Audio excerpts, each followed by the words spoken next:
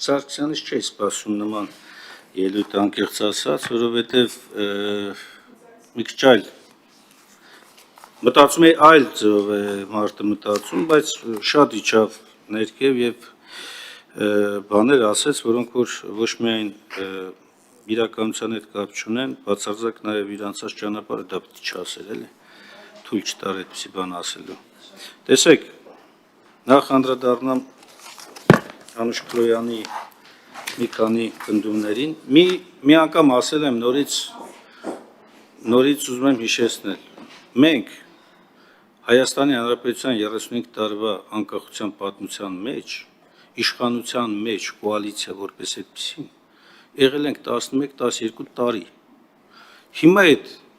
35 տարին, որ մեզ անընդհատ մեղադրում եք, դուք հասկանում եք, որ այն ժամանակ, երբ որ մենք ընդդիմություն էինք, այդ ժամանակ էլ եք մեզ վերագրել իշխանություն։ Նույնիսկ ձեր իշխանության ժամանակ, երբ որ ընդդիմություն էինք, այդ վաղտ էլ եք մեզ վերագրում իշխանություն։ Եվ ինչքան հնարավոր մեղք կա, որ ձեր պատկերացումով մեղք է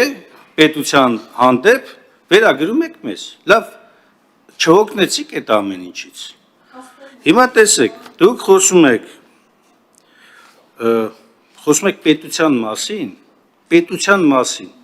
ասում եք պետք է կարևորենք մենք պետական ինստիտուտները, պետք է արժևորենք պետական, բայց Սահմանադրական դատարանը ձեր կողմից նշված հարցի վերաբերյալ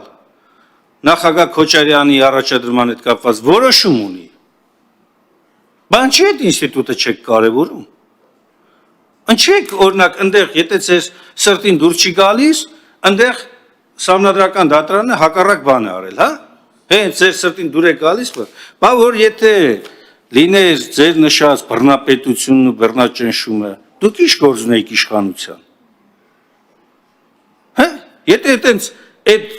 ձեր նկարագրած ահասարսուռ իշխանությունն էր, դուք ի՞նչ գործ ունեիք իշխանության։ Քայլելով եկաք, իշխանությունը վերցրեցիք։ Բայց դա ժողովրդավարություն է, թե ժողովրդի վրա հերիք էլի, ժողովրդի վրա հերիք է դնեք ձեր 0038 եւ ընդհանրապես մարտի 1-ի, տեսեք, նորից եմ կրկնում, դուք ծանոթ չեք եզրակացության հետ, այն եզրակացության, որը Հայաստանի Հանրապետության ազգային ժողովը իր հանձնաժողովի միջոցով տվել է, դուք ծանոթ չեք, դուք լինելով ազգային ժողովի պատգամավոր, կարևորելով պատգամավորի ինստիտուտը, կարևորելով հանձնաժողովներին, հիմա դուրս եք շպրտում այդ ինստիտուտը, ծանոթացեք, ասեք օրինակ այստեղ ճիշտ եզրակացության չի եկել, դուք չեք էլ ծանոթացել հատուկ կարծիքներին, նորից եմ կրկնում, որտեղ այո գնահատական կա տրված, որ անհամաչափ ուժի պատճառով մահվան դեպքերը պատշաճ քննության չեն արժանացել։ Մի եթե դրանից ավել բան չի արձանագրել։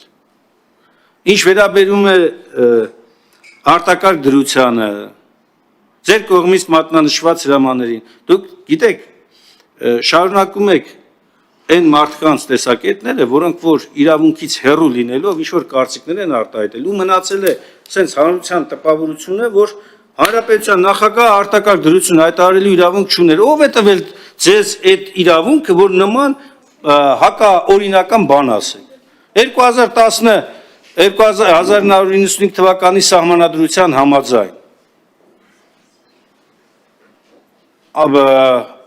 ով կարող 2005 թվականի փոփոխություններն էլ վկայակոչված։